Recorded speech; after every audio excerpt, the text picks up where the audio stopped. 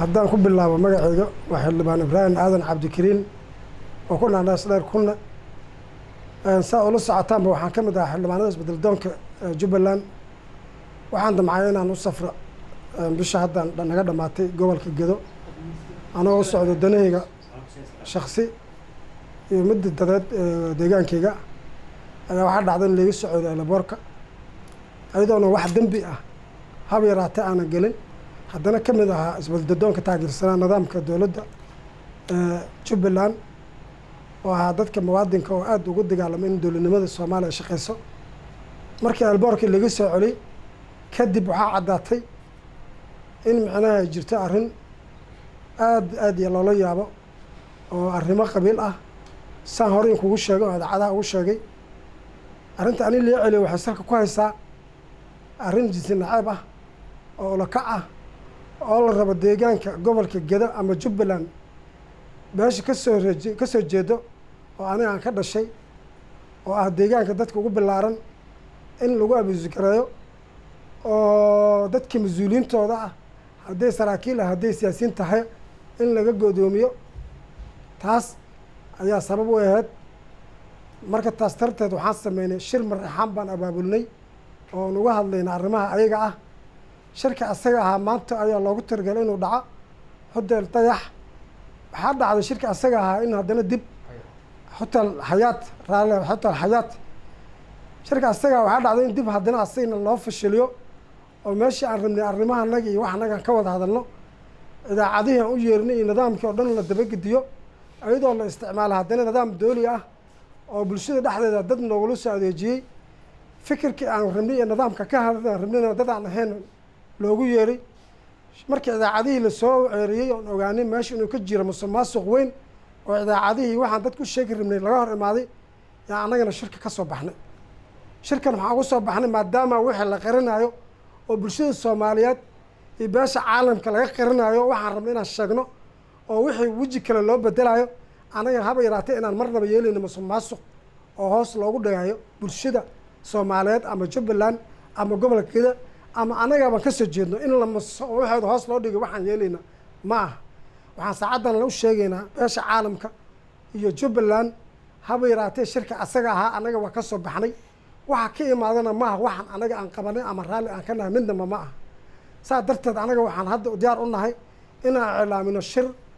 oo beesha Xasan Gaashireedla ah ee Jubbaland degto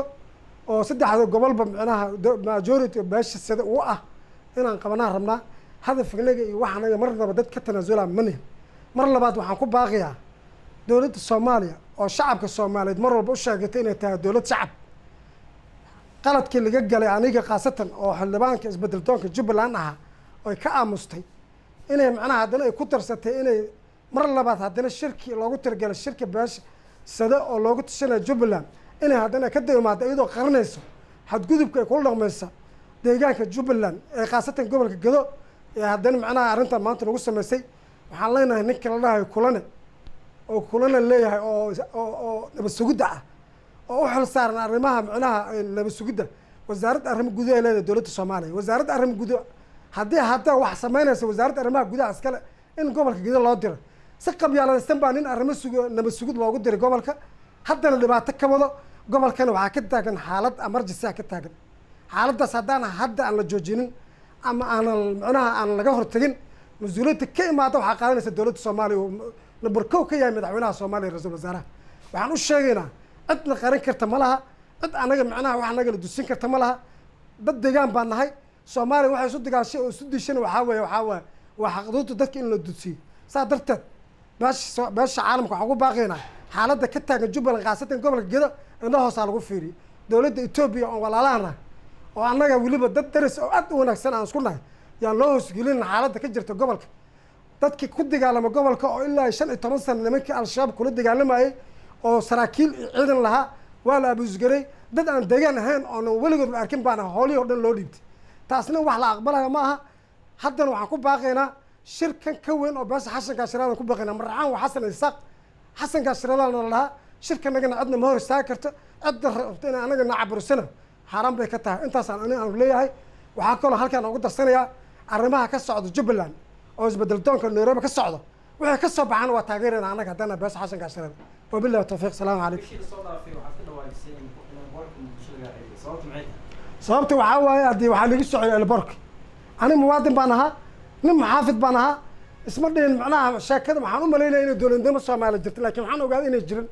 waxaa waaye qofka ani aan rabo yaa xil u dhiibinaya qofka aan rabin uma dhiibinayo gobolka gada dadka deegaanka xilka yaa ka qabanaya qof ku caburin kara ama ku abusugan karana ma laha taasina waxaan u sheegayaa dowladda Soomaaliya hadda waxaa weeye wadanimadii dowladnimada weli waa taaganta shacabka Soomaaliyeed intaas ku fahmin ka noqo waxaad ku jirto waxaan ogol baajiyay inaan runta sheegno oo shacabka Soomaaliyeed iyo beesha caalamka waxaan u sheegay inaan loogaa gobolka waxa ka jira inaan sheegnaa rabnay beesha sidoo dhan waa diyaar arrintaas raalli ku tahay 99% markii la beesha sido arrintaas waa ka siman tahay baar dheer waxa ka jira arrin waxa ka jirta khatar ah buurna waa arrin khatar ah ka jirta oo dowladda federaalka wada garbaare sidoo kale saddex degmana waxa ku waaba qabsatay oo abadiisa ku wata laakiin wax la qaranayo ma aha dowladda Soomaaliya waxaan u sheegaynaa xaraan bay ka tahay inaad tan dad ka aamusto inaan anaga ka aamusin waxa weey anagu waxaan halkan ka sii deynaa cabasho ku aadan dowladda federaalka ee Soomaaliya cabashadaas oo aan ka cabanayna dadka gobolada waxaan ahay dadka gobolada Jubbooyinka iyo Godo iyo Nagayla dego beesha sida gaar ahaan beesha Xasan Gaashireele beel la yiraahdaan nahay majority dhulkaas leenahay waxa jirtay madmadow soo kala dhex galay dowladda Jubbaland iyo dowladda federaalka soo wala socotaan ba waxa jira mandate beesha caalamka iyo Soomaaliya isla qaatay oo ah federal maamul goboleedyada waa federal si Soomaaliya burburka ka dhacay ay uga soo kabato in xuquuqdii iyo taladii iyo wax walba la wadaago waxa soo baxday inay dowladda federaalka tiri kulli aniga isku fuuqsanay federaalo formal ku ahaanaysa federaal aad u shaqeynayso talo ku leedahay ma jirto anaga taas cabashadeedii anagoo isaga dul qaadanaynay oo lahayd bal ayada ma taqaanay maamulaha ka soo haysan ayaa gaar ahaan anaga waxaan la saaray culays anagoo beesha Xasan Gaashireele gobolka Gado degan ee majority-ga haddaan taas si xaqiiqda ka hadlo Gado Soomaalidu waxay tiraahdaa mariixaan gada riman madaxna timar riman waxay hadda laga dhigay awal waxay ahayd mariixaan nimanka la yiraahdo oo Gado degan reer guri nimanka la yiraahdo Gado iska laha guri iyo galtiba mariixaan u kala baxay nimanka reer guriga la yiraahdo waa nimanka dhulka loogu yimid nina waa nin yimid nina waa nin loo yimid waxaa taladii la wareegay oo qaatay oo shaatiga dowladnimada hore ugu qaatay nimanka yimid burburkii markuu dhacay waxaa ka dhalatay dagaal nin walba gacantiisa ah oo la socota Soomaali weyn haddii tay iyada laga soo kabsaday oo Soomaaliya maanta ay dowlad heshay madaxweyne Maxamed Cabdullaahi Farmaajo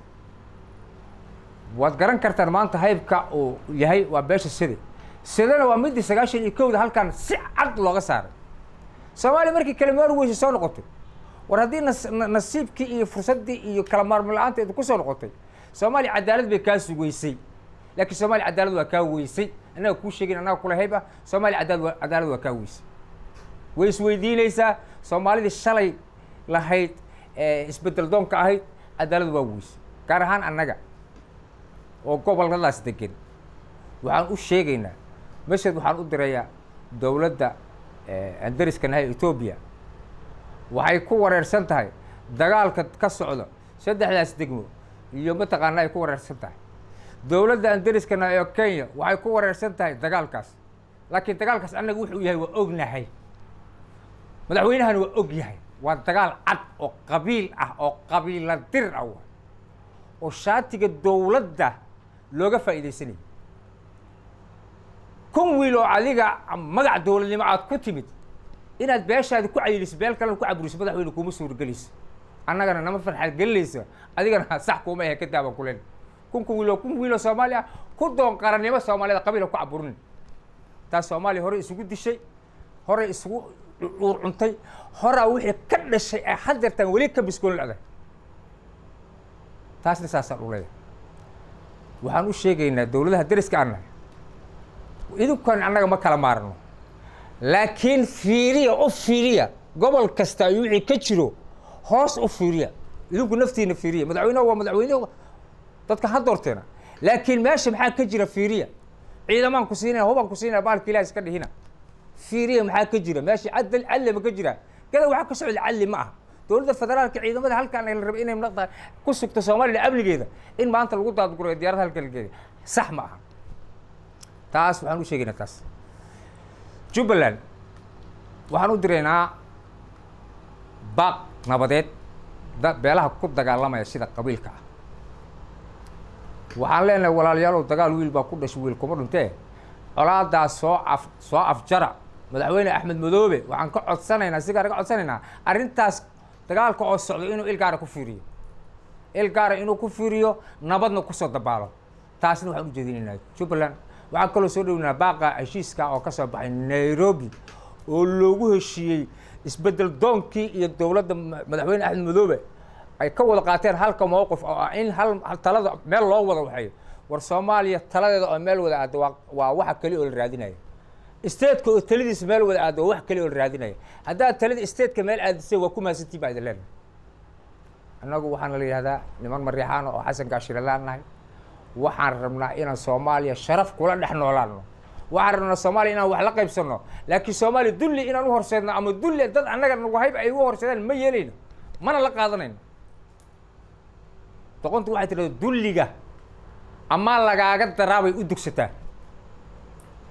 annaga wax nooga daraya ma jiro dullina ma dugaalsanayno ma qaadanayno dowladda federaalka inayna dulleyso oo ay gaar ahaan madaxweynaha dowladda yaan wada dhihin madaxweynuhu wuxuu rabaa inuu anagu nagu dulleeyo shaatiga dowladda taasna waa caddaynayna hadal badan haama lagama buuxsho beesha aan ka dhashay oo gobolka degan iyadana waxaan ugu baaqayaa shir weyn oo u cilaaminayaa in maanta waxaa ka dhacday shirkii hadda oo xildhibaan kunne uu ka hadlayay oo runtii maalin dhawatay airportka si xun loogu jirxumeeyey oo loogu waxay oo kacdo fara badan iyo caraf fara badan ay ka dhalatay shir qarash baan is saarnay lacag baan raadinay waxaan casuunay ilaa 150 qof oo mariixaan casuunay beesha sida ah oo gaar ahaan sida markan ku leeyahay dadkii saddexdaas gobol ka soo jeeday saddexda gobol reer xasan kaliya ma degana mariixaan waa degan yahay laakiin majority waa loo kaleeyay dadkii lahaa oo talada nala lahaa baan casuunay oo u yeernay waxaana lagu furay shucaa waxaana lagu furay tahdiidaad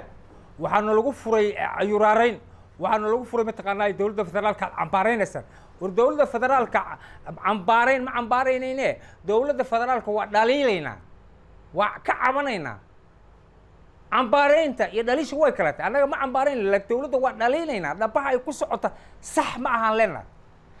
saxda ma dhaliishuna mucaaradkana adduunku ka jiraa iyo maxaafid way lagay waxaan u dhaliilaynaa waxaan sax ma hadana inay iska saxlaan rabnaa waxaan noola soo diray 20 wiil oo fawda shirka ka kicisan loo soo diray idaacadii baa idaacad lama keeni karo meesha tan sidaas aynu lagu qaliftay inaan idaacadii niraahdo annaga idin ballansan annagana idin la hadlayn sidaas aynu lagu qaliftay annagu mowqifkanaga waa cadi annagu Jubbaland baan nahay Jubbaland baan ku abtirsanaa Jubbaland baan nahay ma inkirayna dowladda federaalka Soomaali weyn bay ka dhaxaysaa kursigaasna waa meerto qof kasta oo Soomaali wiil ka dhalan doona wax ku leh maalinkiisa wareegto u tagaya maalinkiisa u tagaya ninkii maanta la saaro lagu sharfow damac dheeraad ka iska dhaf soo reebo ka dambe u reeb asna ka kashi dambe u reebo talana saas ku soo jeedinaya ugu dambeyntii waxaan baaq u jeedinaya dowladda federaalka arrimaha gobolka Gada ka socda sax ma aha colaad waan ka soo daalnay ilaahu qaran Soomaaliyeed bixi maan lahayn waxaan ilaahay mahad iska leh thuma aan u celinay Xasan Sheekh Maxamuud oo dowladdii federaalka maxay ahayd kumeel gaarkeed ka dagaalamay dowlad mataqaanaa rasmi ah ku hamiyay oo ku guuleystay waa ku baxsanay farmaajo hadda si bilaw inuu horay u sii wadaal rabay gadaal ha u celin gadaal hadda waxa muuqata gadaal u celin qolo walba oo Soomaaliya waxay isleedahay maxaa soo socda maxaa dhici doona shakiga ka bixi Soomaali kursigeedana inaad siinayso u cadee dadkana dad qolo walba meesha ay leedahay ilaahay ma keniyay kula macbiil oo tala kula wadaag oo la tasho laakiin nin baa nin kor saaraya sax ma aha maalin maalmaha ka mid ah dagaalba meelka gobolka anaga joogna ka dhashay markaas aniga igu hayba wuxuu yiri maantaad guulaysateen buur maxaa yeelay soo intiina isku haymatiin buur ha maantaad guulaysato soo ficilkii maha awal maxamed siyaad baa inta boqor ku kura hargeysiya meel kale in ka daadin dhaawicii meedkiina mid lama sheegi jirin saa maanta mid idinka tiinaad gartay waxaas soo marnay haddaan ka soo kabsanay dib ha noogu celin dib ha noogu celinin dib yaana lagu celinin dib yaana lagu celin baleen cabashadaas dawladday ku aadantay dawladday ku aadan tahay dawladda si sharaf la shalay lagu soo dhaweeyay Soomaaliya uma kala harin waad garanaysaa wahaybka aan anaga nahay inta aan meesha ku lahayn inta aan xilban ku lahayn Soomaalidii shalay ku sharaftay ee kursiga madaxweynenimada kugu sharaftay siyaasiyiintoodii iyo mas'uuliyiintoodii maanta kulli waxay wada heemarsanayaan war xagee ka qaldantay baasha waxay ku qanci doonaan marka tiraahdo muddada ma dhamaataa kursigiina waa ka marka dhaada way qanci doonaan laakiin marka si heemarsato inaad kursiga muddo kororsi ka dhigato ama aad wax uun justification aad raadiso Soomaaliya maalinka is arkaysa maalinkaas weeye Soomaaliya marka la istusin Soomaaliya marka la istusin taasna madaxweynaha baaqan u dirahayo weeye Soomaaliya way is aragtay dhibaatadeed way aragtay dhibaato waa aragtay qaran baa la raadinaya hadda waxba noo yamay ha istusin Soomaaliya inay mar kale is aragto ha istusin baaqaasna madaxweynaha si special ugu diraya